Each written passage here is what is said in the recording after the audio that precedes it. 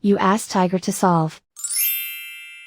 This deals with linear equations with one unknown. The final result is y equals -3. Let's solve it step by step. Group all constants on the right side of the equation. Subtract 15 from both sides. Simplify the arithmetic.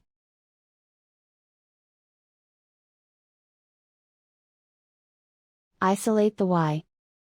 Divide both sides by 5. Simplify the fraction. Find the greatest common factor of the numerator and denominator. Factor out and cancel the greatest common factor. And so the final result is y equals -3.